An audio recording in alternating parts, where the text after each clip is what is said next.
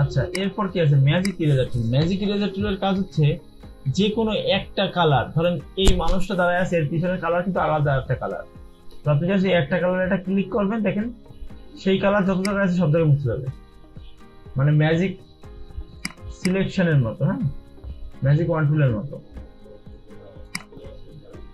এখন যদি এরকম হতো যে আপনি এই কালো কালারের জামা পরা, ব্যাকগ্রাউন্ডে কালো, তখন ক্লিক করলে কিন্তু আমার জামা সব মুছে যেত। বুঝতে পারছেন? হ্যাঁ, এই ধরেন আমি যদি এইখানে দেখাই, এইটা দিয়ে হবে? আচ্ছা, এটা দিয়ে দেখো।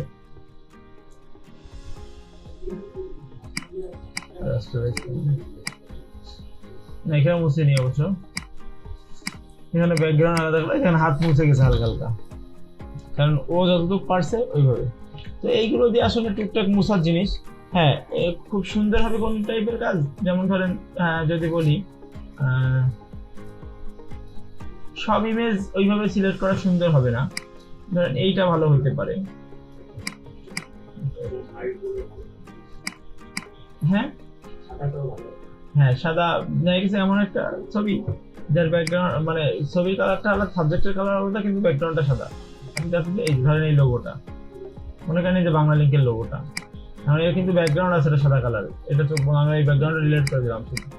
এবার এইখানে সাদা কালার আছে, তো আপনি চাচ্ছেন যে এটার মুছবেন, তো যেহেতু এইটা আলাদা কালার আর এটা আলাদা কালার, তো এইখানে একটা ক্লিক করলে মুছে যাবে, সহজ। এই ধরনের কাজগুলো আপনারা এই ইরেজার টুল দিয়ে করতে পারবেন। বুঝতে পারছেন?